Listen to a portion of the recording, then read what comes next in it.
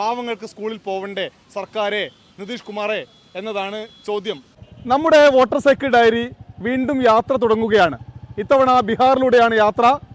ഇവിടുത്തെ ജനങ്ങളുടെ രാഷ്ട്രീയവും സംസ്കാരവും അവരുടെ ആഗ്രഹവും പ്രതീക്ഷയുമെല്ലാം നമ്മൾ കേൾക്കും, അത് മലയാളികളെ അറിയിക്കും. സമസ്തിപൂർ നഗരത്തിലൂടെ പോയിക്കൊണ്ടിരിക്കുമ്പോഴാണ് ഈ ഉരുളക്കിഴങ്ങ് മാർക്കറ്റ് ശ്രദ്ധയിൽപ്പെട്ടത്. ഒരുപാട് കുട്ടികളെ നമുക്ക് ഈ റോഡിൻ്റെ വശങ്ങളിൽ ഈ ഉരുളക്കിഴങ്ങ് ചാക്കിലാക്കുന്ന പ്രവൃത്തി എടുക്കുന്നത് കാണാൻ കഴിയും. ഇതാ എൻ്റെ വലതുഭാഗത്ത് 3 കുട്ടികളെ നിങ്ങൾക്ക് കാണാം.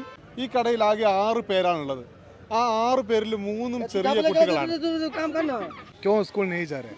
स्कूल नहीं जा रहे गरीबी की वजह से। गरीब से कितना रुपए मिला?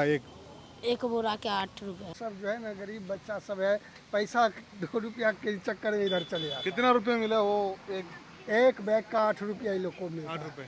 ഇവിടെ 4 കുട്ടികളുണ്ട്. അവരോട് നമുക്ക് സംസാരിച്ച് നോക്കാം. പക്ഷേ കുട്ടികൾ എണീറ്റ് നമ്മൾ എത്തുമ്പോഴത്തേക്ക് തന്നെ പോകുന്നുണ്ട്. അജാ ബേട്ടി, നമ്മൾ ക്യാമറയും കൊണ്ട് വന്നപ്പോൾ ഈ കുട്ടികളൊക്കെ വീട്ടിലേക്ക് അയക്കുന്നതിൻ്റെ കാഴ്ച കാണാം.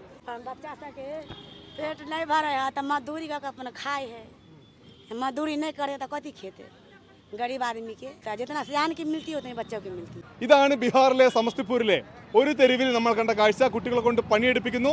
അവർക്ക് തുച്ഛമായ വേതനം കൊടുത്തിട്ടാവണം ഇങ്ങനെ പണിയെടുപ്പിക്കുന്നത്. പഠിക്കാനുള്ള അവകാശത്തെ ഇവർ ഇല്ലാതാക്കുകയാണ്. വീണ്ടും ഒരു തിരഞ്ഞെടുപ്പിനെ ബീഹാർ നേരിടുമ്പോൾ ഈ കുഞ്ഞുങ്ങളുടെ വിദ്യാഭ്യാസം എന്തുകൊണ്ട് ചർച്ചയാവുന്നില്ല? ഈ സംസ്ഥാനത്തിൻ്റെ പല ഭാഗത്തും സമാനമായ അവസ്ഥയുണ്ട് എന്ന് നേരത്തെ തന്നെ റിപ്പോർട്ടുകളുണ്ട്. നമ്മൾ എന്തായാലും വോട്ടർ സൈക്കിൾ ഡയറി യാത്ര തുടരുകയാണ്. സ്കൂൾ ജാനക്കലിയ മന്നെ ആപ്കോ പോകാൻ താല്പര്യമില്ല എന്ന് പറയുന്നു. എന്തായാലും ഞങ്ങൾ പാവപ്പെട്ടവരുടെ കുട്ടികളാണ്, ഞങ്ങൾ പാവങ്ങളാണ് എന്ന് ഈ കുട്ടികൾ പറയുന്നുണ്ട്. പാവങ്ങൾക്ക് സ്കൂളിൽ പോവണ്ടേ സർക്കാരെ, നിതീഷ് കുമാറെ എന്നതാണ് ചോദ്യം, ഉയരേണ്ട ചോദ്യം.